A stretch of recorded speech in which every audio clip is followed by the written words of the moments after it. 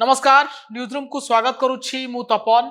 आज राज्यर अनेक राजनैतिक घटनावली भितर कांग्रेस को नहीं गोटे बड़ खबर आसी राज्य कांग्रेस समस्त कमिटी को एआईसीसी भंग कर देछि। ए संपर्क में अधिक आलोचना करबा आम न्यूज रूम रो मुख्य संपादक मनोरंजन मिश्र मो सहित अछंती।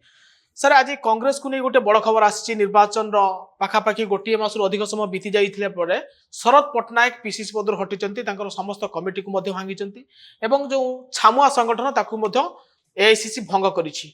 नुआ पीसीसी कांग्रेस पाइबो एवं 4 जण चेहरा रेस रे अछंती बोली गोटे चर्चा हेउछि। एमानक भितर जदि कि पीसीसी सभापति होंती कांग्रेस रो उद्धार हबो। बड़ कथा होची जे आमूलचूल परिवर्तन राडिकल चेंज जाको इंग्लिश रे कहते तो एभली परिवर्तन कांग्रेस इतिहास रे केबे हेई नथिला जे आपण ब्लॉक लेवल ठारू आरंभ करी जिला स्तर ठारू आरंभ करी राज्य स्तर पर्यंत समस्त पदाधिकारी को हटै दिया जिवो। अर्थात गोटे नुआ नेतृत्व आसुची कांग्रेस रे ढांचागत परिवर्तन पाई गोटे रास्ता पिटुची।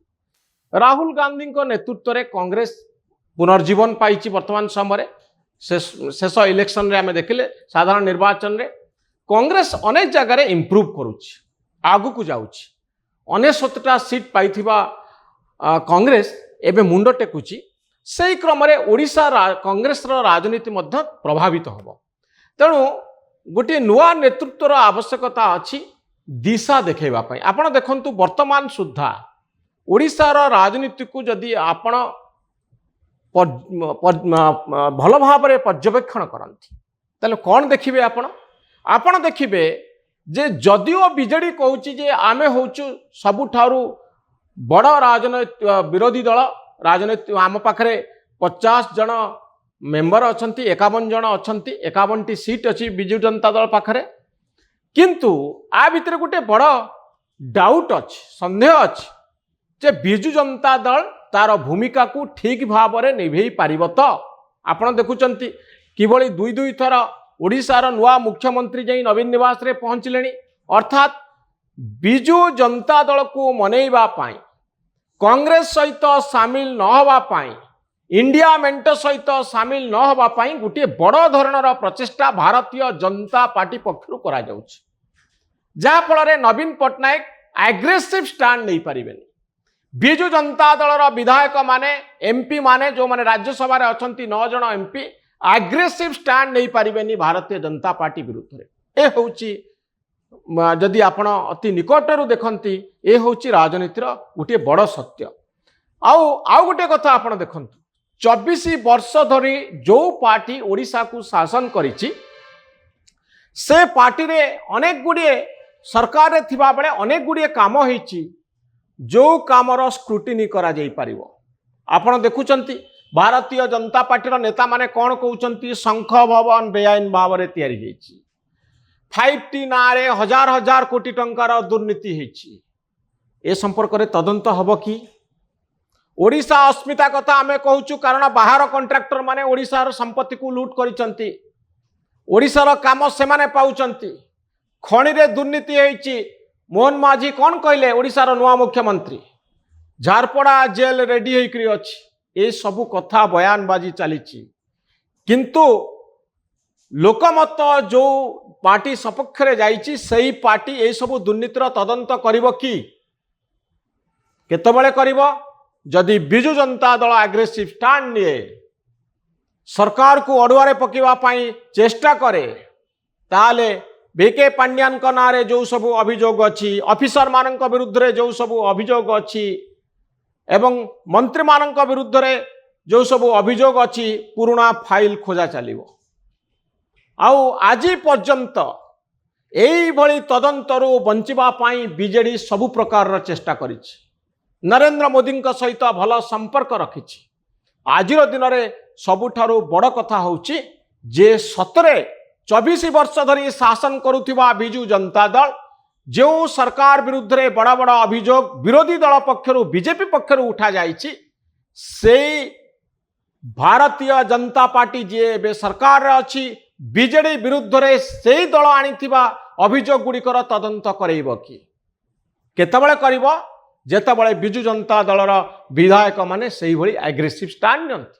ବର୍ତ୍ତମାନ ସମଝୋତାର ରାଜନୀତି ଚାଲିଛି। ବର୍ତ୍ତମାନ ଭାରତୀୟ ଜନତା ପାର୍ଟିର ତୁଙ୍ଗ ଶୀର୍ଷ ନେତୃତ୍ୱ ନବୀନ ବାବୁଙ୍କ ଘରେ ପହଞ୍ଚୁଛନ୍ତି। ଉପମୁଖ୍ୟମନ୍ତ୍ରୀ ମୁଖ୍ୟମନ୍ତ୍ରୀ ସମସ୍ତେ ପହଞ୍ଚୁଛନ୍ତି ନବୀନ ନିବାସ।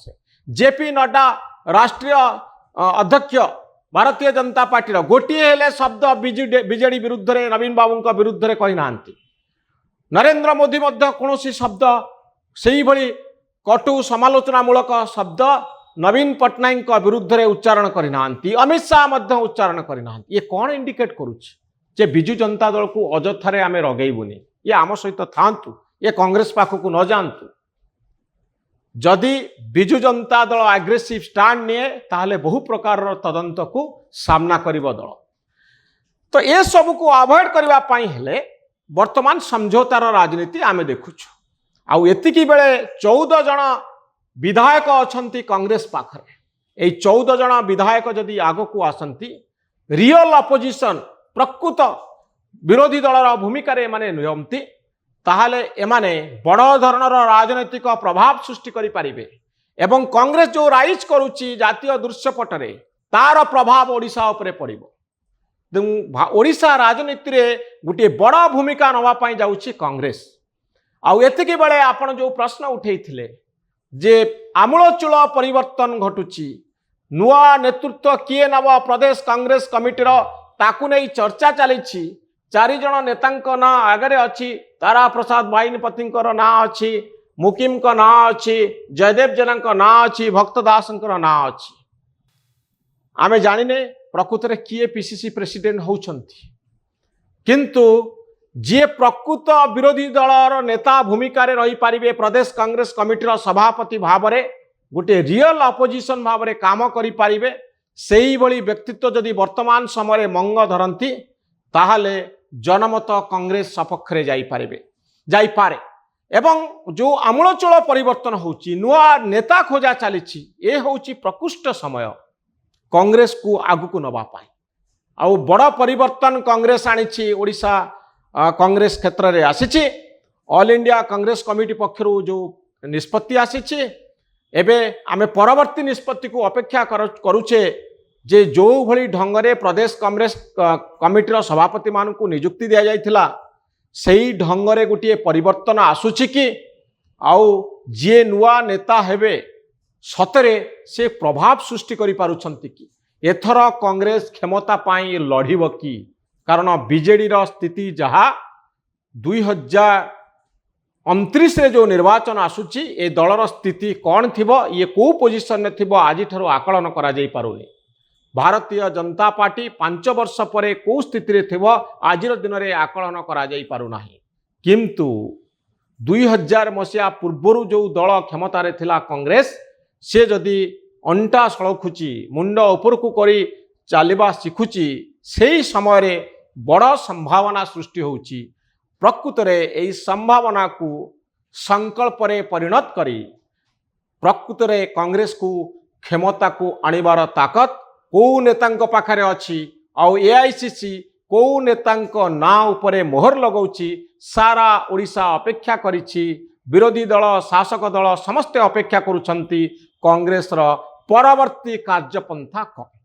ସାର୍ ଆଉ ଗୋଟେ କଥା ହେଉଛି ଯେ ଆପଣ ଏଇ ଯେଉଁ 4ଟି ଚେହେରା ହୁଅନ୍ତୁ, ଏମାନଙ୍କ ଭିତରୁ ପ୍ରାୟତଃ ସମସ୍ତେ ପିସି ଦାୟିତ୍ୱ ତୁଲାଇଛନ୍ତି ମହମ୍ମଦ ମକିମକୁ ଛାଡ଼ି, ତାରା ବାହିନୀ ପ୍ରତିଙ୍କୁ ଛାଡ଼ି। ଏ 2 ଜଣ ପିସି ସଭାପତି ଦାୟିତ୍ୱ ନିଅନ୍ତି। ଭକ୍ତ ଦାସ କଥା ଯଦି କହିବା କିମ୍ବା ଜୟଦେବ ଜେନା ଏମାନେ ଦାୟିତ୍ୱରେ ଅଛନ୍ତି।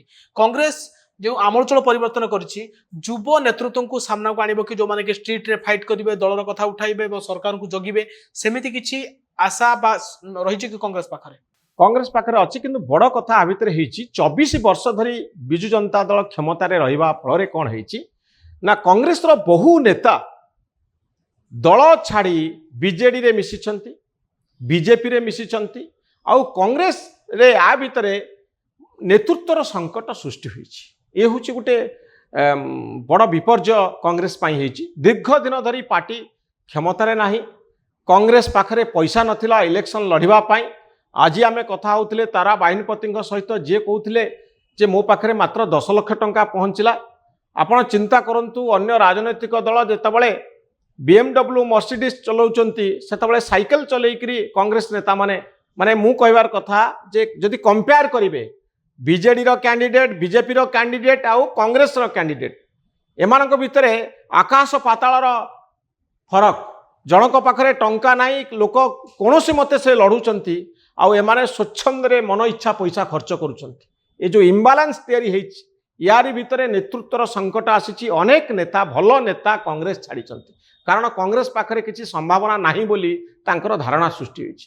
ଏବେ ଯେଉଁ ସମ୍ଭାବନା ସୃଷ୍ଟି ହେଉଛି, ହୁଏତ ଅନେକ ନେତା ଘର ବାହୁଡ଼ା କରିପାରନ୍ତି, ଏବଂ ତାରି ଭିତରୁ ଯଦି ଜଣେ ଭଲ ନେତାଙ୍କୁ ବଛାଯାଏ, ଯାହାଙ୍କ ଭିତରେ ଦୃଢ଼ ସଂକଳ୍ପ ଥିବ, ରେବନ୍ତ ରେଡ୍ଡୀଙ୍କ ଭଳି, ଯିଏ ଲଢ଼ିବା ପାଇଁ ପ୍ରସ୍ତୁତ ଥିବେ, ଯେ ସମଝୋତାରେ ବିଶ୍ୱାସ କରୁନଥିବେ, ଯାହାଙ୍କ ଭିତରେ ଦୃଢ଼ ସଂକଳ୍ପ ଥିବ ଯେ ମୁଁ କଂଗ୍ରେସକୁ କ୍ଷମତାକୁ ନେଇ ଆଣିବା, କଂଗ୍ରେସ କ୍ଷମତାକୁ ଆସିପାରିବ, ଏଇଭଳି ନେତା ଯଦି ଆସନ୍ତି, ତାହେଲେ ନିଶ୍ଚିତ ଭାବରେ କଂଗ୍ରେସର ପୁନର୍ଜନ୍ମ ହେବ, ପୁଣି ଥରେ କଂଗ୍ରେସ ଫେରିବ।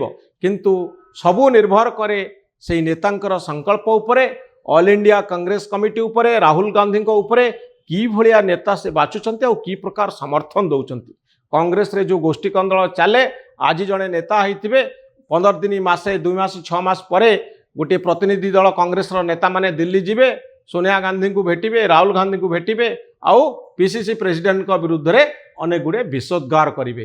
ଏ ଟ୍ରେଣ୍ଡ ବହୁ ବର୍ଷ ଧରି ଚାଲିଛି। ହାଇକମାଣ୍ଡ କଲଚରରେ ଜଣେ ଆଞ୍ଚଳିକ ନେତା ନିଜର ସ୍ଥିତିକୁ କେତେ ଦୂର ନିରାପଦ ରଖିପାରିବ, ତାହା ହେଉଛି ବଡ଼ ପ୍ରଶ୍ନ। ତେଣୁ ହାଇକମାଣ୍ଡଙ୍କର ସମର୍ଥନ ଦରକାର, ନିଜର ସଂକଳ୍ପ ଦରକାର।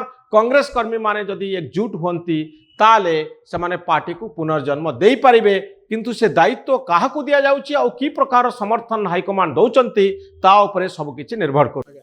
ବହୁତ ବହୁତ ଧନ୍ୟବାଦ ସାର୍। এইভাবে ଅଧିକ ଖବର ଦେଖିବା ପାଇଁ ନ୍ୟୁଜ୍ ରୁମ୍କୁ ଲାଇକ୍, ସେୟାର ଆଉ ସବସ୍କ୍ରାଇବ୍ କରନ୍ତୁ। ନ୍ୟୁଜ୍ ରୁମ୍କୁ ସବସ୍କ୍ରାଇବ୍ କରନ୍ତୁ ଆଉ ଆମମାନଙ୍କୁ ଉତ୍ସାହିତ କରନ୍ତୁ। ଧନ୍ୟବାଦ, ନମସ୍କାର।